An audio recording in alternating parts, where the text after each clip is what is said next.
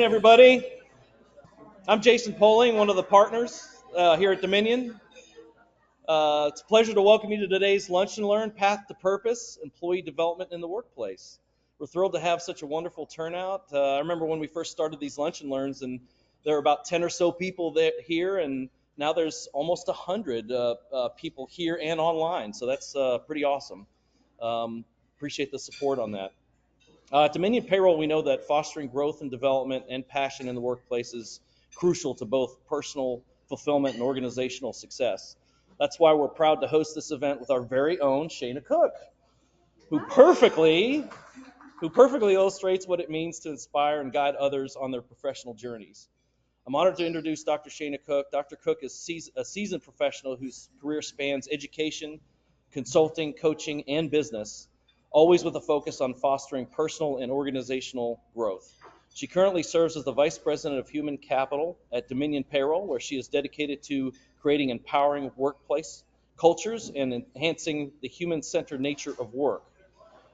Her expertise covers all aspects of the employee life cycle, including compensation analysis, pay equity, talent development, and leadership training for managers and directors. Shana is also a frequent speaker at industry conferences, sharing the insights on building environments where individuals and teams can thrive and achieve to their full potential. We're incredibly fortunate to have her here today to share her knowledge and inspire us to create purpose-driven workplaces. Please join me in welcoming Dr. Shana Cook.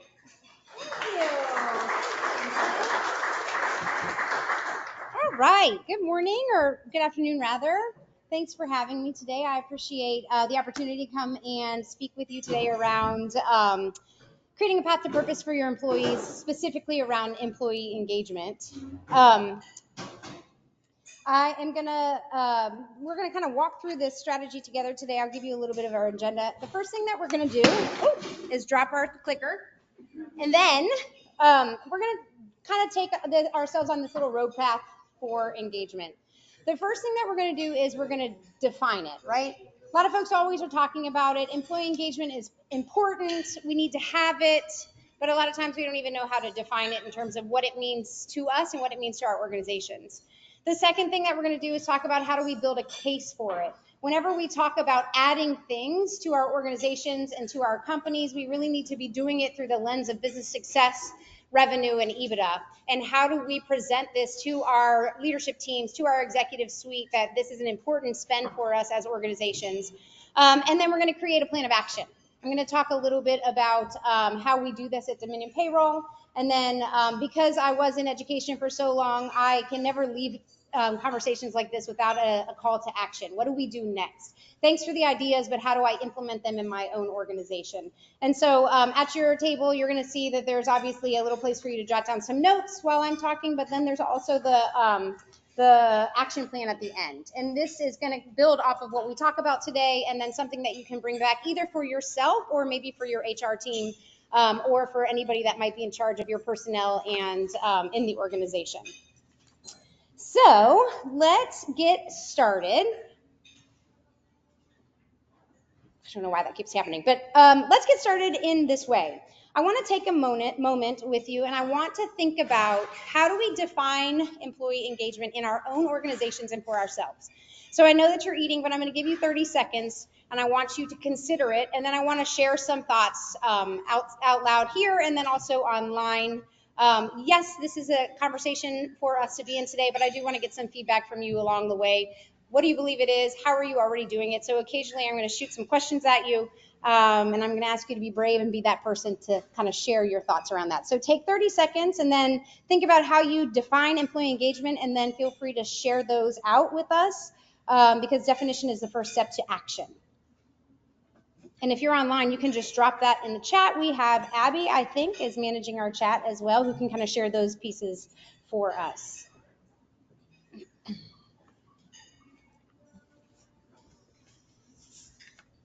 All right, ideas, thoughts? Don't be shy. I'll wait you out.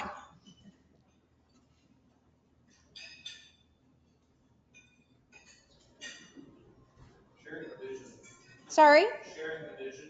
Sharing the vision of the organization? Yep, love it. What else? Employee engagement, define it.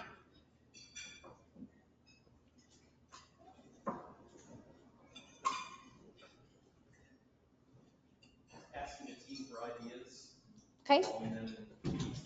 Yep. Asking team for ideas. Abby, I don't know why that keeps glitching. I don't know what the problem is with that, but it's okay. How about in the back, some ideas around employee engagement? How do we define it in our organizations?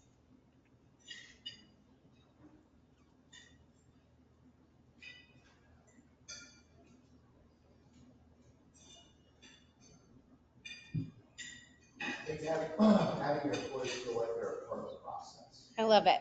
Yeah, and inviting your employees to be part of the process, right? That means they buy into the vision, they have some thoughts on it, and they're allowed to share those internally, right? That's going to keep them engaged in the process so that they can be committed to the organization. Any other thoughts? Allowing failure. Sorry? Allowing failure. Ooh, that's a good one. We all want to say that we do that, but when it happens, it feels painful, doesn't it? But allowing space for our employees to make mistakes, to create ideas, try to carry those out, and allow them not to succeed and use it as a growth moment, I think is hugely important. All right. Thank you for sharing. I know sometimes that's hard in a place where you don't know a lot of people. So if you haven't seen these before, this is called a Wordle. And basically, a Wordle is a collaboration or a collection basically of ideas, and they are emphasized based on size and boldness of the word and how many times it shows up. So when I ask that question, how do we define employee engagement? You can see on here that primarily the bold words, motivation and engagement, come more often than not. So that's how people define employee engagement. But then if you look down just a little bit, you've got morale, productivity, commitment, satisfaction. Those are also hugely important to employee engagement.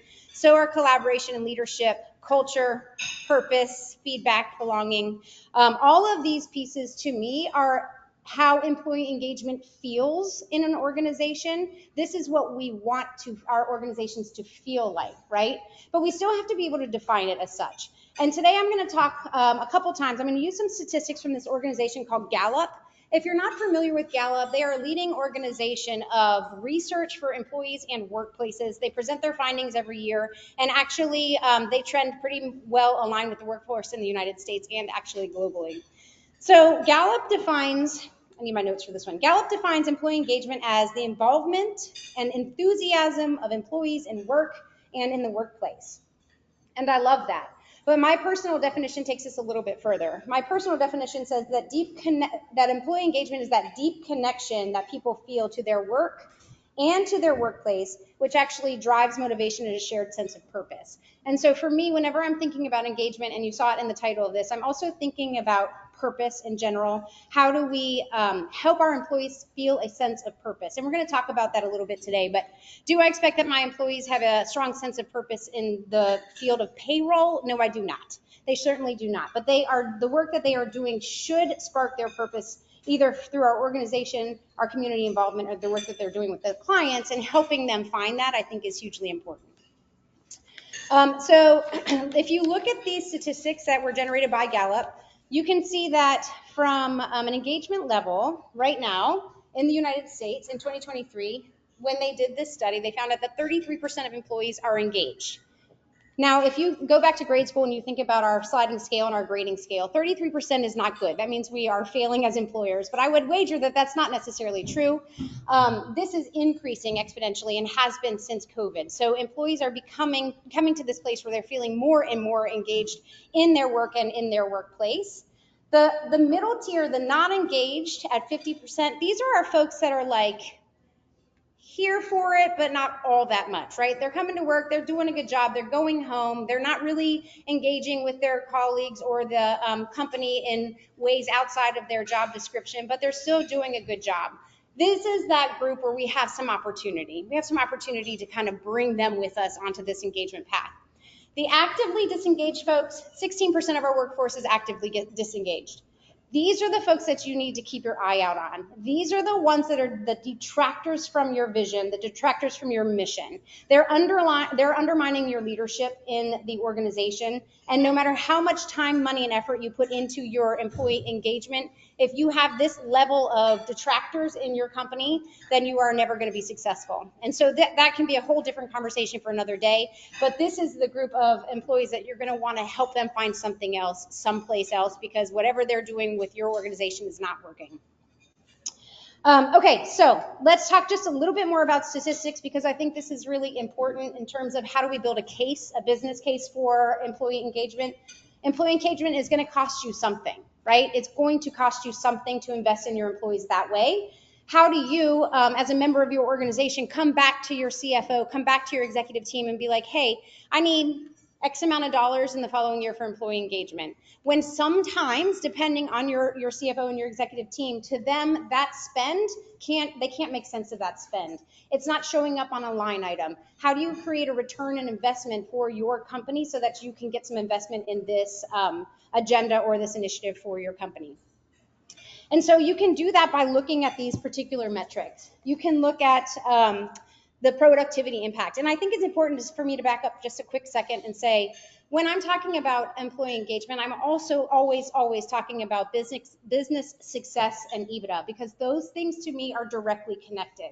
If your business is successful, if your EBITDA is healthy, that means you have engaged employees who are working towards the mission of your company. So how do you create that story for the people that are making the decisions around the money that you get to spend in your organization?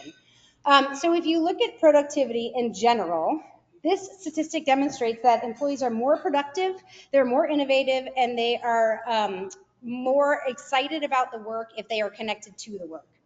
Gallup's going to tell us that highly engaged business units achieve a 21% greater profitability when your employees are engaged. That is huge. That's across the whole organization, 21% increase when you simply have your employees engaged in the work. The second piece around retention, which we're going to talk a little bit about today, retention is huge. If you have had to do anything with employee turnover over the past couple years, you already know how expensive retention, how expensive turnover can be for an organization. So retention is crucial, obviously, to keeping people engaged in the company, keeping that intellectual capital in the company, and making sure that we have less turnover. What we found is that companies with engaged employees see 59% less turnover than disengaged employees. That makes sense. If they're engaged, they're going to stay. They're going to turn over less. You're going to keep that intellectual capital, which is going to tie right into your customer satisfaction, which is hugely important. If you serve any clients anywhere, you're going to want to keep the people in the building that know them, that know your product, that know your service, and are able to present good service to them based on that understanding. So employee engagement can have a ripple effect, right? Influencing client experience and retention. And I love this statistics. Companies with highly engaged workforces outperform their peers by 147% in earnings per share. 147% by simply investing just a little bit in the engagement of your employees and making sure they're connected to your vision. So if we are going to talk about building a case for it, and we're going to use those statistics and bring them forward, we're going to talk about the cost of high turnover, right? If you think about just losing an employee, a key employee, not somebody necessarily in leadership, but just a key employee, when they walk out the door, you have to backfill them. There are costs that come along with that backfill. And this is a huge part of the work that I do at Dominion Payroll. When you're talking about backfilling, you're talking about recruiting, you're talking about training, you're talking about lost productivity hours. All of that is very, very expensive. Not to mention the value of the intellectual capital that walked out of your building, right? And so if you're losing your intellectual capital, you're losing your knowledge of the system, you're losing your knowledge of the process, you're losing your knowledge of the client, and then in turn, you're going to have a reduction in client experience and retention as well. And we saw this specifically in during the Great Resignation. If you're not familiar with that terminology, it's okay. If you're not familiar with that terminology, the Great Resignation is what kind of came on the heels of COVID. We had COVID, and then all of a sudden we had a mass exodus from organizations from our workforce. And we felt this at Dominion as well. We had, during 2021, we had a 48% turnover in our employee base.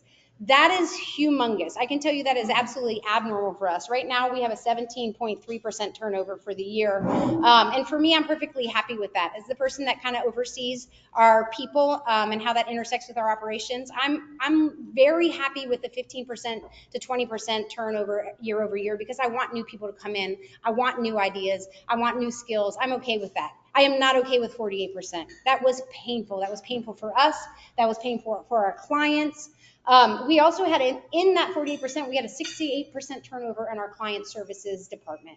If you are a client of Dominion Payroll in 2021, you will know that sometimes when you called in, you experienced people that didn't know. They just didn't know. They were super new. They didn't have a knowledge in the system. They didn't have a knowledge of the company, and they didn't know how to resolve your issues quickly. And that is not who we have been historically, and that's not who we are now. And our clients felt that, right? And so for us, that was really difficult. We were working to try to replace these people in a way with great talent, but it just takes a long period of time. So luckily, that was kind of a blip in our sort of radar of our employee life cycle, but that is very telling and what you don't want to be constantly doing in your organizations. So if you are building this return on investment impact for your organization so that you can go back and say, hey, I want to do these things and here's why it matters, really you need to be looking at your reduction in your turnover costs. You need to be thinking about increased productivity and innovation. And then of course, always the most important is improved customer satisfaction and retention. Okay, speaking of, let's go ahead and get into the layers of engagement, which is what we're here for. So in my mind and in my work, I see engagement in three different layers in all of organizations. You've got the surface level engagement, you've got the longevity engagement, and you've got the purpose-driven engagement. And we are going to get to that. But before we get to that, I do want to give you just a second to think about and maybe share out. Here we go again. I'm asking you to be brave. What are you already doing? What are some things, some ways that your organizations are already engaging with the employees? And how's it going? So I'm going to give you just a second, and maybe you can watch on the chat if you're paying attention. Plop some information in the chat about what are you doing already from an engagement level, and maybe be willing to share. Let's just take 2 minutes to be brave.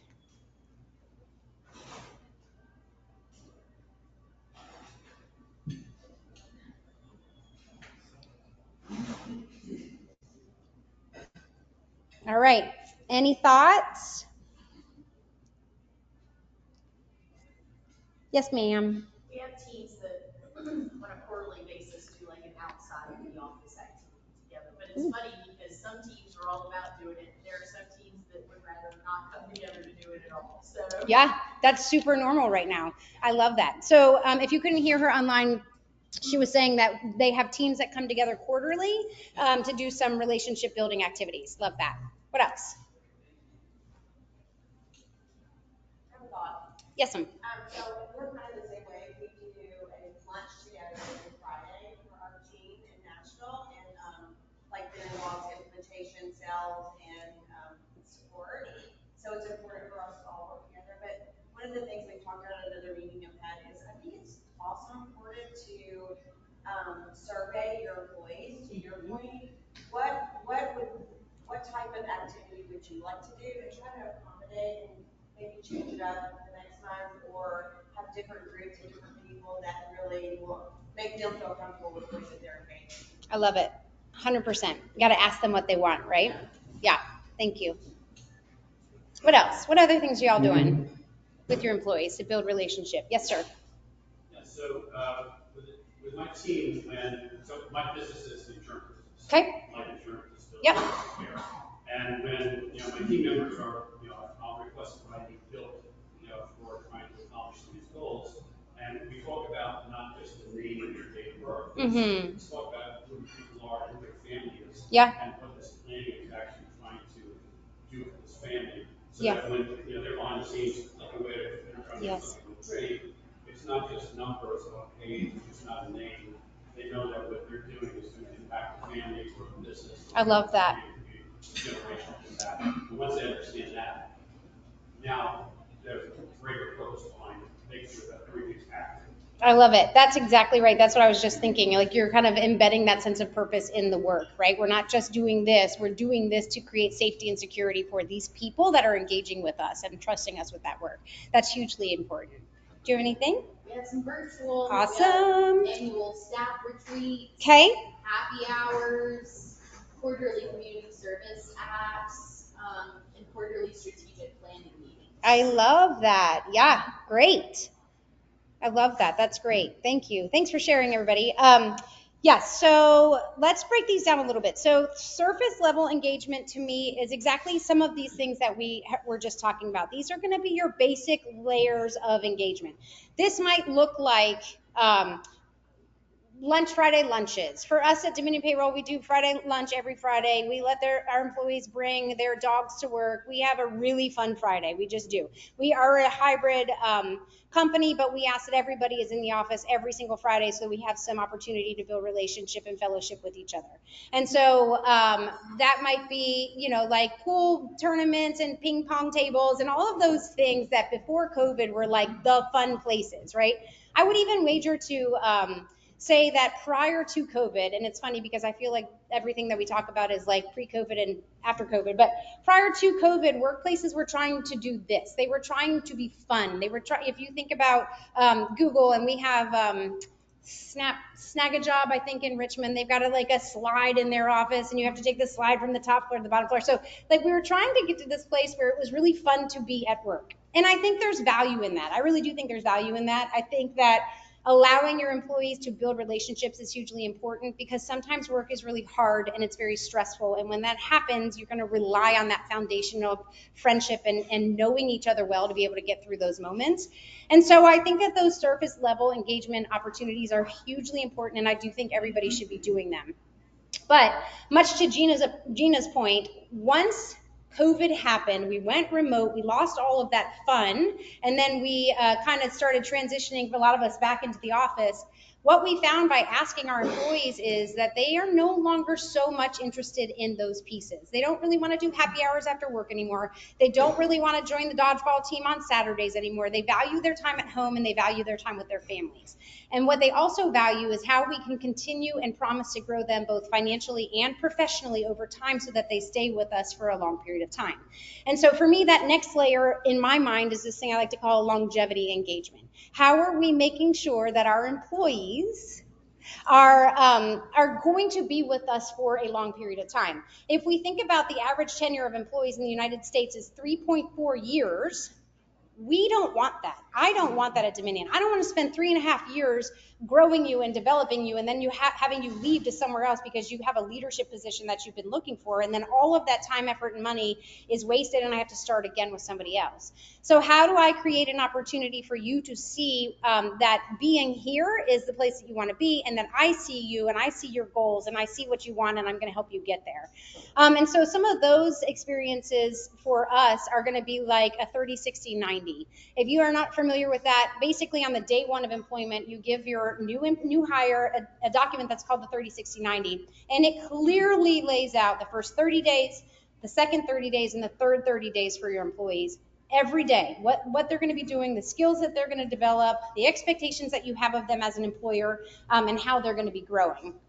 And so in doing that, you can check in with them every 30 days and see how they're doing. Are they trending well? Are they on track? Are they off track? How do we know that? Because we've been doing this well and we know where you should be at this point, and either we need to pivot and help you, or we need to just kind of decide that maybe this is not the right fit after all, and we're not going to prolong this experience 6 months, 1 year down the road, and then we're still kind of in this space where this was not the right fit, but we were hoping for the best. And so the 30, 60, 90 is great for employees, and the 30, 60, 90 is great for employers. Another thing that's hugely important to employees, hugely important, and we'll talk about this again in a minute, is for them to have a one-on-one with somebody in leadership every single week. And I know if you have a lot of direct employees or direct reports, that feels exhausting. There are ways to create strategies around that so that people are getting it. But what we are finding is that employees want to have a meeting with somebody who is a decision maker and can make things happen every week. And that increases longevity exponentially, actually by 67%, which we'll talk about in just a second. And then this last piece is purpose-driven engagement. This one, for me, this is like the piece that I'm always thinking about for our employees. I hope you can see her kind of sneaking around back here online. The part for me is this purpose-driven engagement. How do we actually help individuals align their purpose with the company mission and finding meaning in our daily work? And this is the part that I'm always kind of exploring in my own mind with my own employees and trying to create programs and strategies that help them feel that passion for themselves. And so that, for me is or for us anyway, and for you guys, is gonna look like mission-aligned projects in the organization. Also, employee-driven innovation projects are huge. Your CSR initiatives, your corporate social responsibility initiatives, maybe employee resource groups, anything that allows them to connect sort of with the mission and vision of the organization is going to help drive them towards connection and longevity. Right? And so I think when we talk about how do we engage our employees, I think it's also important to talk about how the workforce has changed over time. And so I just wanted to put together like a brief synopsis of the workforce change basically since the greatest generation to now. And I put the greatest generation on there. Most of you probably don't have anybody from the greatest generation in your workforce.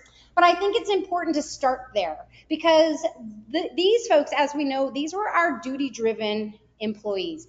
They, based off of what was happening in the world during their lifetime, they were looking for security. They had a strong sense of responsibility and sacrifice, and they were willing to be with the company through the thick and thin all the way.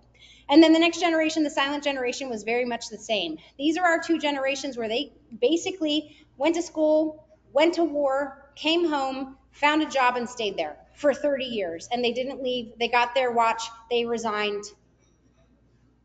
I promise I'm not doing that. I don't know what's happening. And they were there forever. And so like that, we could rely on those people. And we did rely on those people. They really valued their job security and their stability, but they were very traditional in a respect of authority. And then, of course, fast forward to the baby boomers. This is the generation of folks that are running our companies right now. Our baby boomers are our CEOs. They're the presidents. They're the founders of our organization. And their work ethic is strong because they were born from the greatest generation and the silent generation. They live to work. My father is a boomer. He is 74 years old and he still works full time. His value is based on his work. And I know that a lot of that generation is the same way. That's where they find their value. And I'm sorry about that. And personal fulfillment. And so we have this generation of folks that are running companies, and this generation of folks is hiring our Gen Zs and our millennials. And there's a huge gap in those generations around work ethic, and something that I could do a whole nother talk on. I'm going to stay on task with this and move forward, but I have so many thoughts about that. But next was Generation X, and that's kind of the one that I'm a part of. This is the first time we saw this idea of work-life balance show up. Generation X is really when people started to prioritize their families, not just women, but also men. This is that first generation where men said, you know what, I want to be there. I also want to take my kid to the doctor. I also want to go to those teacher meetings. I also want to be a part of that. And I'm going to need my work to kind of give me the grace and the space to do that. And so also very independent, results oriented, but still looking for a little bit more work-life balance. Fast forward to our millennials, and this is our tech-savvy group, right? This is the group that basically, as long as they can remember, most likely have had some form of internet technology in their life. They are really valuing meaningful work. They want collaboration. This is not the group that wants to work remotely. This is the group that wants to work from a hybrid model. They want to be home, but they also want to have a place to come, and they also want to know that their company is doing good things in the world. This is the group that's working to live, meaning work is not their priority. This is the problem with the conflict between the boomers and the millennials. The boomers, work is the priority. During the working hour, you are working, and sometimes on the weekends and sometimes on the evenings, but that's what you do to have a successful company. Millennials are like, I'm going to work so hard for you for 39 and a half hours a week. That's what I'm doing. And so there's conflict. There is conflict here, and it gets even a little bit worse with Gen Z because our Gen Zs are looking for more of a work-life integration. They want it all to be nice, and they want to have work integrated in their life, but they don't want it to be like too overwhelming, and they definitely don't want to do any overtime because they've got too much going on in their social calendars. And so there is like, I promise you, this could be a whole talk. I don't know if you guys saw that Forbes article that just came out where they did sort of this survey of business owners who 6 in 10 of them have already basically fired the Gen Zs that they just got out of college because they show up late, they don't dress professionally, they don't know how to draft an email, they don't know how to do these things. And while some of us are like, oh my gosh, like that's ridiculous, how can they not know that? Part of me wants to say, well, how can they know that? They finished their school in a remote session. If they went to college, they finished in a remote situation. They graduated and started working remotely. They have no professional guidance in a workplace. They have worked in their living rooms, in their sweatpants from the day they started their careers. And now we're mad at them because they don't know how to be professionals. Well, in my mind, it's also a little bit up to us to take that time to grow them professionally. And I think we have an opportunity to do that because a lot of us have 5 generations in our organizations at any given time. So how do we use the silent generation and the baby boomers to help our younger folks understand what it means to be a professional in a workplace? And how do we use our Gen Zs and our millennials to help our more seasoned employees understand how to use technology and be digitally savvy so that we can continue growing the business? There is an opportunity for mentorship instead of just kind of snubbing this generation as sort of lazy and they don't know how to work, but maybe figure out how do we help them understand what it means to be part of the workforce and what it means to be a professional. Okay, so I just wanted to pull these out because I thought that this was important, because you're going to see from this high percentage of responses and expectations that this is not really just like it'd be nice for them to have this. This is where we're moving with our organizations. This is the train. The train is moving in this direction, and it's really important for all of us to kind of get on board with that. You can see that Gen Z really does prioritize that work-life balance even more than the millennials do, for sure. But the millennials are looking more for that purpose-driven work than even the Gen Zers are. And then if you look at the feedback piece, I think that's hugely important. 80% of our millennials want regular feedback. That's your one-on-ones. That's them knowing that their manager is watching out for them and making sure that they know what they're doing when they're doing it, right? And then they're also looking for financial wellness. There's a bunch of different things in here that they are looking for that we need to be able to provide for them, and in a way that makes sense both for the employer and the employee. So how do we begin to do that? Let me keep myself on track here. So we're going to talk about how do we build these programs. And I'm going to say, how do we actually move beyond that basic engagement level from perks to purpose? It's a catchy little tagline there, but it's important. Like, how do you move beyond that sense of like happy hours and lunch to creating that longevity with our people through longevity and purpose? The first thing, Gina was right, is survey your employees. Ask them, right? We would have never known if we didn't survey our employees. When we came back, we just had a lower participation rate in our weekends and our evenings, our weekend dodgeball teams and our, like evening happy hours. People just weren't doing it. And so originally I'm thinking to myself, gosh, people are so disengaged. They don't want to be a part of this workforce anymore. Let's keep throwing more things at them and maybe they'll do it, which is what you end up doing. You just start throwing things at the wall and hoping it will stick. But really when we asked them is when we found out that they want to do this stuff. They just don't want to do it outside of working hours. They want their time back with their families. Fine. Okay, great. So how do we do that? So then we kind of transition to some things internally. We give basically 2 full days a year for folks to do community service engagement in the communities. They can do that during working hours. Those kind of things are very important to us as an organization. And so we want to make sure that they can kind of live out that mission and vision by presenting them with some time to do the things that are meaningful to them. But I do think that asking your employees what they want and then building programs around that. These are just some examples that are going to lean you into that longevity and that purpose engagement pieces. The mentorship program we just talked about. We have so much knowledge in our organizations, from the newest employee to the one that has been with us the longest. There's knowledge around professionalism. There's knowledge around the business itself. How do we create mentorship programs that will allow our folks to lean into that with each other? We started a couple years ago, we refined our new hire process.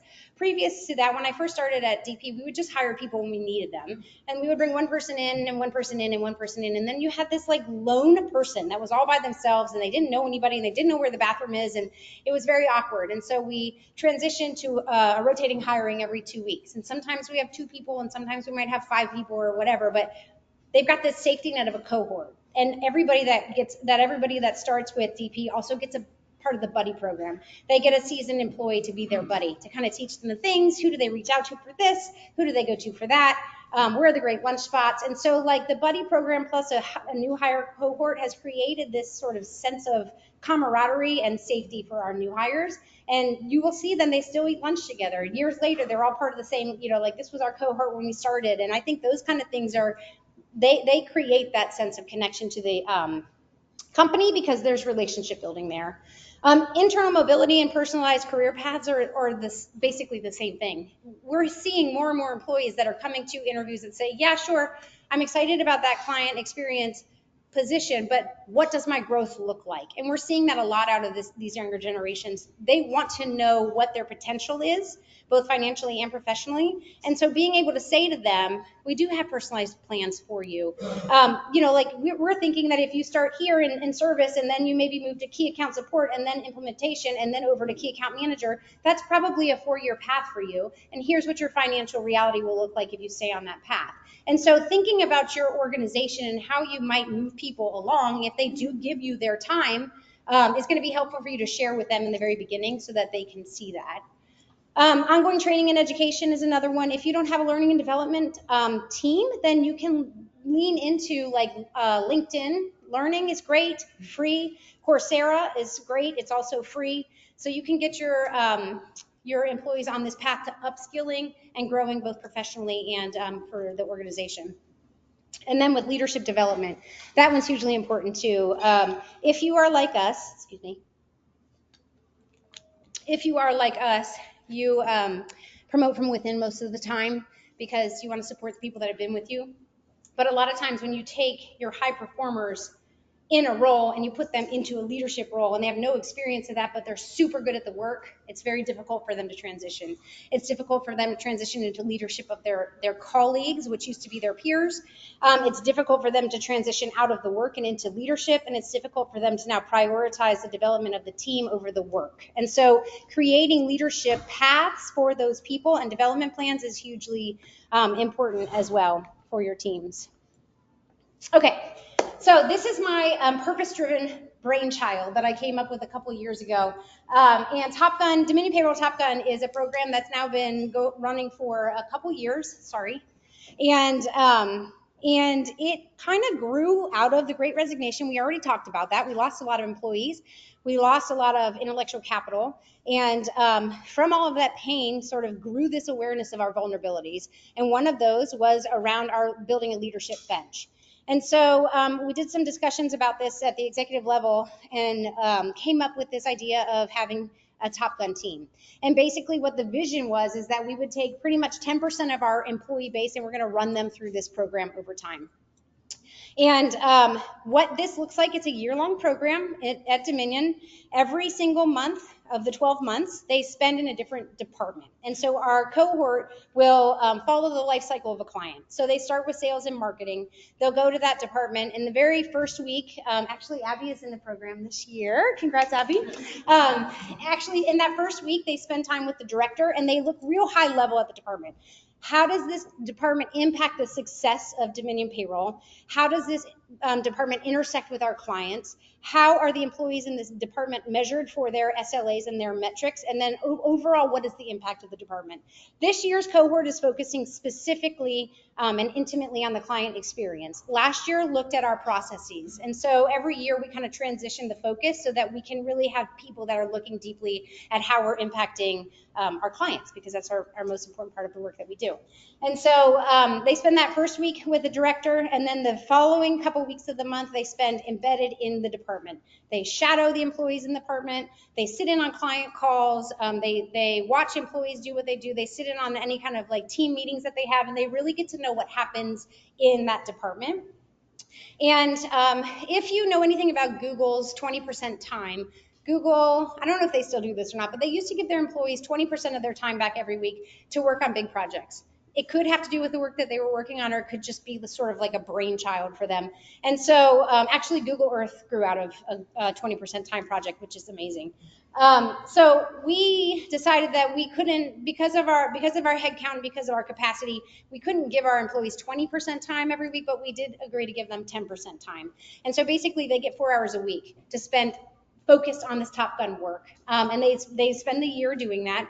The elements of the program, we really wanted this to feel special. We wanted these folks to be our MVPs. And so we created this interview process. Like our employees had to update their resumes, they had to submit their resume, they had to submit a letter about why they believe that they are Top Gun material. Their manager had to submit a letter of recommendation. And then based off of those things, they would sit for an interview with the executive team. And the interview takes about 45 minutes. It's 11 questions. Everybody's asked the same 11 questions, and they're graded off of a rubric so that there's no bias in the selection process. And then when they're selected, we only select between 5 and 7 people per year because we found that any more than that becomes overwhelming on the departments that they're in at any given time.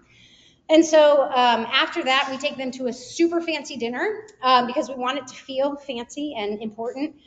We give them some really nice swag, and then we get them to work. And so then they start working in the departments. And the goal of the year is for them to gather research and feedback and time with our clients. And then at the end of the year, December 19th, they're going to come in front of the company and they're going to present their findings and they're going to present their recommendations and they are going to talk about what they've implemented throughout the year and how it's impacted the company. So yes, we're growing them as DP folks, but I'm also trying to grow them professionally. And so this year we did a personal finance. We did a whole month around personal finances and how do you think about your own finances and how do you grow as your income grows, how do you also grow your own personal finance and wealth? And then we also are doing a book study, and we've read 4 different books this year around leadership and development and leading teams. And then I also ask, each year I ask about every other month, 6 different impact makers in the Richmond region, entrepreneurs, to come in and talk about their story. How did you get to be where you are? What were the highs and the lows and those aha moments? And they get to sit with this person, this little group of 5 to 7 folks, and they get to soak all of this knowledge up from this person who has been so hugely successful. And it's been very great. And then we also do an offsite. So last year we went to Boulder, Colorado. We spent 3 days out there. This year we're going to Medellin, Colombia, in South America. We have 25 employees down there, and so we're taking the group down there to spend a couple days with their employees who they see over the screen all the time, but never in person. And our goal of this is remove them from the work completely and fully for 3 days. Remove them from the work. They have coverage back home. Half of the time they're focused on their project and the presentation. The other half of the time they're doing some deep dive into their own personal purpose work. Again, I told you this was hugely important to me to understand your purpose. And I don't think that we as adults ever have a time to sit back and be like, what am I good at? What do I like to do?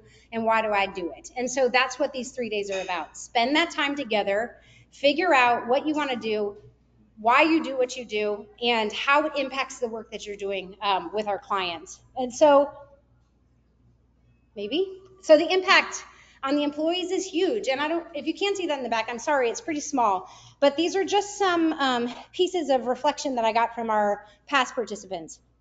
Our tax manager said, I really enjoyed the exploration of self and purpose. We always think we know ourselves, but hardly ever put it into concrete terms or take the effort to reflect on how we are wired as individuals and what sets us apart. I'm leaving with a better sense of who I am outside of influences, which will help me clear a path for living a life of purpose. Some antidotes that stuck with me are essence versus form, adjustments in how we view menial tasks, like realizing that washing the dishes is not just a chore, but a time of the day when we're not being pulled in 100 different directions at once, and that a life without purpose can be akin to death. Our implementation specialist said, I appreciate the large focus of this workshop's definition of purpose was not actually saving the world, but small, otherwise seemingly insignificant things that can be rewired to be purposeful. My big question in coming to this retreat was, how am I supposed to have a greater purpose if I'm doing payroll? But I understand now that it is about finding my own realistic and fulfilling version of purpose and using that to drive whatever I do within and outside of work. And then one of our sales reps says, I have learned that I don't need to save the world to have a fulfilling life of purpose. I just need to show up and be me. And so for me, I get goosebumps when I think about those things because, man, what a gift to be able to give somebody that time to really start to think about and redefine who they are in their life and who they want to be and how they want those things to connect. So that is huge. So let's talk about the return on this investment for Dominion because it's not inexpensive, right? So for us, We invest about $28,000 to $30,000 a year in this program. We are also a $40 million organization, and so for us, that's an appropriate spend. But you don't have to spend that much money to have a meaningful program, and I am going to kind of just briefly touch on that on the way out. But for us, we've seen improved retention rates. Every single person that has gone through this program is still with Dominion Payroll, 100% retention. That is huge. Boost in organizational performance. I can empirically tell you that we have seen a 21% increase in productivity from the folks that have been in this program. And because of the reason why is because they understand more what their work, how their work impacts the company as a whole. And so they have a deeper sense of understanding of what's going on in the company and how what they do day in and day out impacts that. And then, of course, a cultivation of leadership, which was the purpose in the beginning. Cultivating leadership, building a bench. We've had 86% promotion into leadership opportunities from this group from our Top Gun group and from our retired pilots, as they call themselves.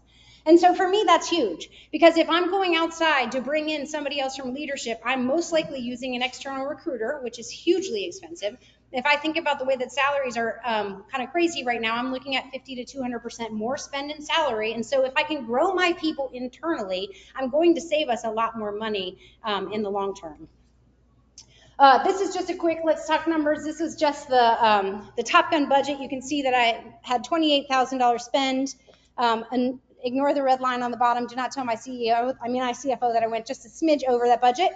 But if you look at our average hiring cost per candidate, this is also like a little bit inflated. Do I have yeah. Well, you can't see. It's a little inflated because in there, it takes into account some labor spend that I'm already going to spend. So, you can pull that out. But if you pull that out, you're still looking at about $5,500 cost to bring on a new hire. I'm talking about spending $3,500 on this program. So to me, if I'm making financial decisions for the company, it makes a whole lot more sense for me to keep the people by investing in them this way than replace the people by investing in them that way. And so that's sort of when you think about from a business case, how do we present it? You got to know your numbers, you've got to see your return, and then you can present it as such, like, look at, I'm actually saving you money in the long run. So let's wrap it up. I know I'm almost done. Gosh, I've been dragging. Sorry, guys. Okay, so final piece for today is to think about, and you guys have this work at your table now, what are the things that you can begin doing in your organizations pretty much immediately to start making an impact on your engagement? The first thing, obviously, that you're going to do is you're going to ask your employees what they're looking for. So if you have not done an employee engagement survey in a while, that's going to be your first step. And it doesn't have to be hard. You do not have to engage with an external party that's going to sell you some survey that they're going to analyze for you. You're going to go to ChatGPT or Claude 3.5, and you're going to say, I need 10 questions to measure the employee engagement in my organization, ready, go. And it's going to spit it out for you. You're going to put it in a Google form, and you're going to send it out to your employees. And that's a great first step. That's going to take you 37 seconds. That's what I would do first if I were you. Figure out what they need, figure out what they want, and then build your programs off of that. If you are not doing a lot of that first level, that sort of perks piece, then start there. Give them some lunch, give them time and space to spend some time together with each other, building relationship. Sometimes we love to bring, our clients in and do something like this and have our employees come together and have a client come and talk about their journey. That is awesome. Spend some time out in the community doing some service work. What a great way to build relationships with people by doing something more important than ourselves. I think that's huge. If you are ready to step into that longevity piece, then I would say start small but impactful. Start with those 30, 60, 90s. Every time we have an employee start and we give them a 30, 60, 90, they say, gosh, I've never seen anything like this. This is awesome. Because it takes away the guesswork. It takes away the ambiguity. It helps them understand very clearly what their work life is going to look like at Dominion Payroll. Love that. Also implement those one-on-ones. I know it's hard. I know we're busy. I know I have 9 direct reports and I have to see them every week and I'm busy, but it's important. And what I do know is that when I cancel those on them, they are disappointed. So I don't do it. I just make sure to make it happen, right? Because a lot of times what I found is that they will save all of the things for that meeting. So they're not pinging me all week long because they know we're meeting on Wednesday. And so if I cancel that, it's disappointing because they have things that we need to talk about. So set up those meetings, even if it's just 15 minutes. It doesn't have to be 30 minutes, but take time to spend with your people and ask them how they're doing. And then if you're ready for that sort of the North Star, the purpose piece, then you're going to want to start thinking about this. Understanding your purpose. Why are you doing it? What do you want to get out of it? And begin to build it backwards. Who do you need to be involved with? What are your goals of the program? And what is that program going to look like? I wanted to just quickly pull together two different examples of programs that could be hugely impactful at different price points. So this one is a $2,500 annual investment, right? The key expenses for this one are going to be your subscription fees for online learning, and then also your technology tools for virtual communication.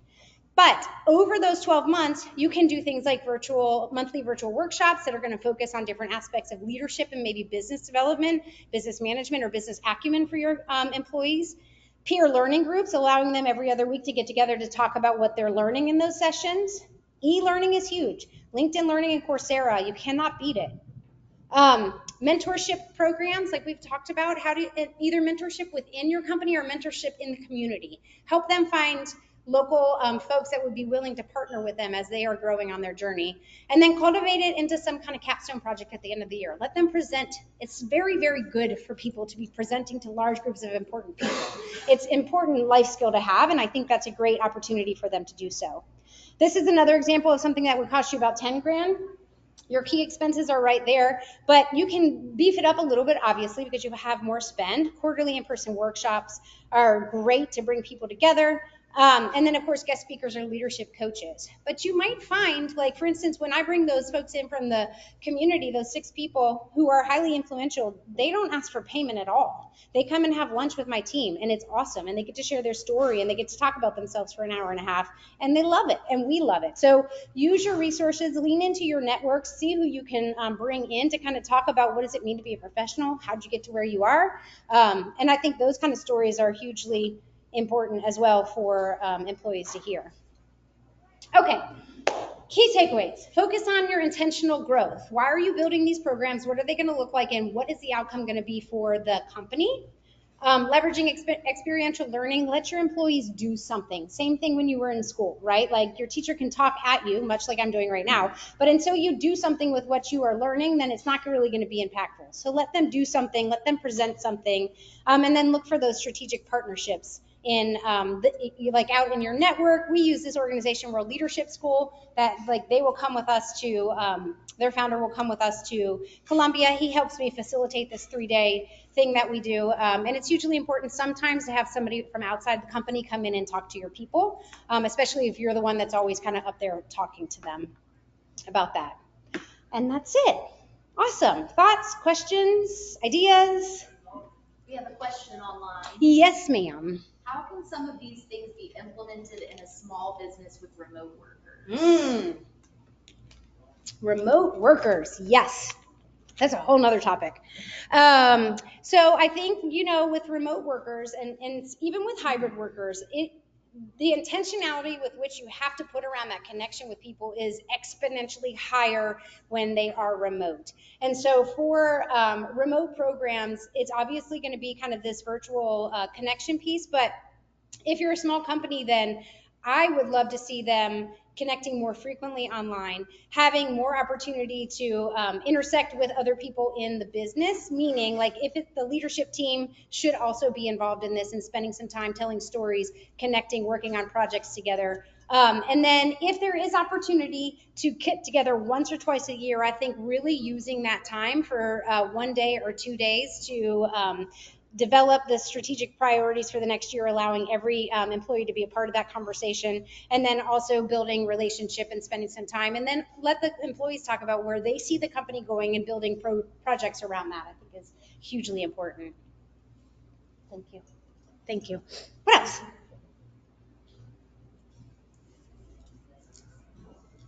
Anybody got good ideas to take back? Yeah? Okay, great. All right, well, thanks for having me today. I appreciate you all. I appreciate your attention and your participation, and thank you to you online as well. I appreciate you being here. All right, that's it. Thanks, Abby.